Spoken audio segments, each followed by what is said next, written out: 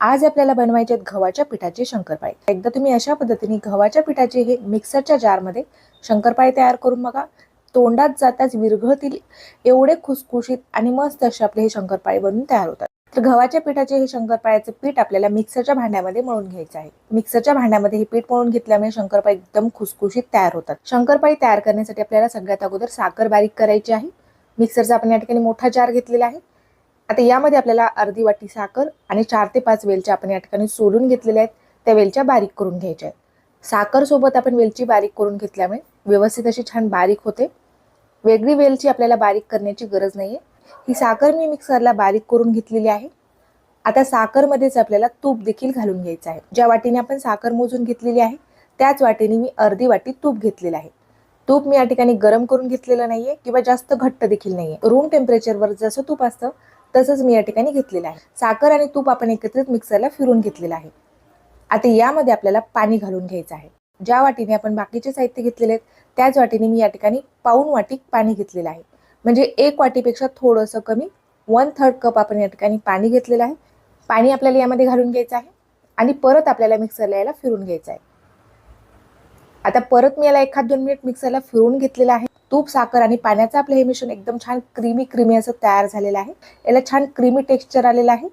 आता तुम्हाला साखरच्या ऐवजी गूळ वापरायचा असेल तर तुम्ही अर्धी वाटी गूळ घेऊ शकता। आता 3 वाटी आपल्याला गव्हाचं पीठ यामध्ये घालून घ्यायचं आहे।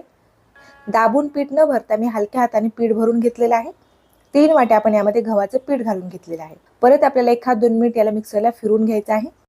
प्लस मोडवरती किंवा मिक्सर चालू बंद करत आपण हे पीठ तुपामध्ये मिक्स करून घेतलेलं आहे। मिक्सरला आपण याला छान असं फिरून घेतलेलं आहे। आता याचं टेक्स्चर तुम्ही बघू शकता, आपलं जे पीठ आहे एकदम छान परफेक्ट असं भिजलेलं आहे।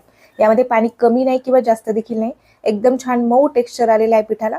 एकदम पेड्यासारखं एकदम मऊ आणि सॉफ्ट असं आपलं हे पीठ तयार झालेलं आहे। आता हे पीठ आपल्याला एका ताटामध्ये काढून घ्यायचं आहे आणि पिठाला आपल्याला हलक्या हाताने मिक्स करून घ्यायचं आहे। आता हे पीठ आपल्याला मळण्याची अजिबात गरज नाहीये। एका ताटामध्ये आपल्याला हे पीठ काढून घ्यायचं आहे। आता हलक्या हाताने आपल्याला या पिठाचा गोळा तयार करून घ्यायचा आहे। पीठ फक्त आपल्याला एकत्रित एक गोळा तयार करून घ्यायचा आहे। ते एकदम छान पेड्यासारखं आपलं हे पीठ तयार झालेलं आहे। आता यावरती आपल्याला झाकण ठेवायचं आहे आणि अर्धा घंटा आपल्याला मुरण्यासाठी याला बाजूला ठेवून द्यायचं आहे। तुमच्याकडे जास्त वेळ नसेल तर तुम्ही 15 मिनिट ठेवलात तरी देखील हरकत नाही। पहिल्यापेक्षा देखील आपलं पीठ एकदम छान मऊ झालेलं आहे। पिठाच्या गोळ्याला हलक्या हाताने आपल्याला परत एकदा अशा पद्धतीने मळून घ्यायचं आहे। आता सारख्या आकारामध्ये आपल्याला पिठाला कट करून घ्यायचं आहे। पिठाचे मी या ठिकाणी 4 गोळे तयार करून घेतलेले आहेत। जसं आपण हा गोळा कट केलेला आहे तसंच आपण याला गोल आकार देऊन घेतलेला आहे। 3 गोळे आपल्याला झाकून ठेवायचे आहेत आणि 1 गोळा आपल्याला लाटण्यासाठी घ्यायचा आहे। आता आपल्याला हा गोळा लाटून घ्यायचा आहे। थोडीशी जाडसर आपल्याला ही पोळी तयार करून घ्यायची आहे। अशा पद्धतीने तुम्ही डायरेक्ट शंकरपाळे कट केलात तरी देखील खूप छान याला लेयर्स पडतात आणि छान खुसखुशीत शंकरपाळे तयार होतात। पण आणखीन आपल्या शंकरपाळ्याला छान लेयर्स पडण्यासाठी याला आपण तूप लावून घेणार आहोत। जाडसर पोळी मी या ठिकाणी अशा पद्धतीने लाटून घेतलेली आहे। पोळीला आपण थोडंसं तूप लावून घेतलेलं आहे। जास्तही तूप लावण्याची आपल्याला गरज नाहीये। पोळीला आपण आता फोल्ड करून घेणार आहोत। एक बाजू आपण पोळीची दुमडून घेतलेली आहे, दुसरी बाजू देखील आपण दुमडून घेतलेली आहे त्यावरतीच। आता आपण अशा पद्धतीने याला फोल्ड करून घेतलेला आहे आणि याचा एक गोळा तयार करून घेतलेला आहे। आता हा गोळा आपल्याला लाटून घ्यायचा आहे। गोल आकारामध्ये लाटू शकता किंवा जसा आहे तसा तुम्ही चौकोनी आकारामध्ये देखील याला लाटून घेऊ शकता। तर सुरुवातीला मी गोल आकारामध्ये ही पोळी लाटून घेतलेली आहे। पोळी आपल्याला जाड ठेवायची आहे, जास्त पातळ करायची नाही। शंकरपाळे आपल्याला बऱ्यापैकी जाड तयार करायचे असतात, त्यामुळे आपल्याला ही पोळी जास्त लाटायची गरज नाहीये। एवढी जाडीची मी ही पोळी लाटून घेतलेली आहे। यापेक्षा जाड जरी तुम्ही केलात तरी देखील हरकत नाही। सुरुवातीला मी उभ्या लाईन टाकून घेतलेल्या आहेत, त्यानंतर आपण डायमंड शेपमध्ये याला कट करून घेतलेला आहे। तुम्हाला हवा असल्यास तुम्ही चौकोनी आकारामध्ये देखील हे शंकरपाळे कट करू शकता। मुलांना बिस्किटच्या ऐवजी जर तुम्हाला खायला द्यायचे असतील तर डायमंड शेपमध्ये मुलांना खाण्यासाठी देखील सोपं जातं आणि ते देखील आवडीने खातील।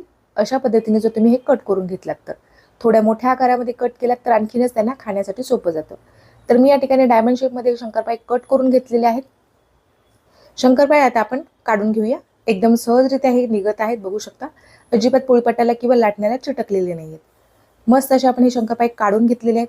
बाकीच्या राहिलेल्या ज्या पोळ्या त्या देखील आपण सेम याच पद्धतीने लाटून घेणार आहोत। आता बाकीचे राहिलेले सर्व शंकरपाळे मी या ठिकाणी तयार करून घेतलेले आहेत। आता आपल्याला या ठिकाणी हे शंकरपाळे तळून घ्यायचे आहेत। आता तेल आपल्याला मध्यम गॅसवरती छान असं गरम करून घ्यायचं आहे। त्यानंतरच आपल्याला शंकरपाळे तेलामध्ये सोडून घ्यायचे आहेत। शंकरपाळे कट करत असताना कमी गॅसवरती आपल्याला तेल गरम होण्यासाठी ठेवायचं आहे।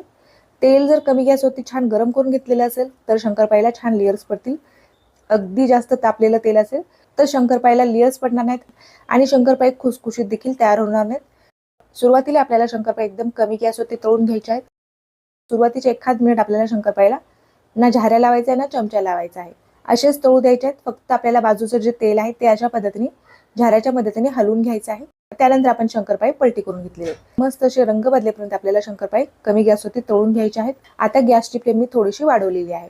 मध्यम गॅसवरती आपण ही शंकरपाळी आता तळून घेणार आहोत. शंकरपाळीचा रंग बदलेपर्यंत मस्त असे आपल्याला हे शंकरपाळी तळून घ्यायचे आहेत. गव्हाच्या पिठाचे आहेत त्यामुळे आतपर्यंत व्यवस्थित तळण्यासाठी आपल्याला मध्यम गॅसवरती शंकरपाळी आरामशीर तळून घ्यायचे आहेत. तर शंकरपाळीला एकदम छान रंग आलेला आहे. मस्त असे आपले हे शंकरपाळी तळलेले आहेत आणि याला लेयर्स देखील छान अशा पडलेल्या आहेत. आता शंकरपाळी आपल्याला काढून घ्यायचे आहेत. झाऱ्यावरती मी ही शंकरपाळी काढून घेतलेली आहे.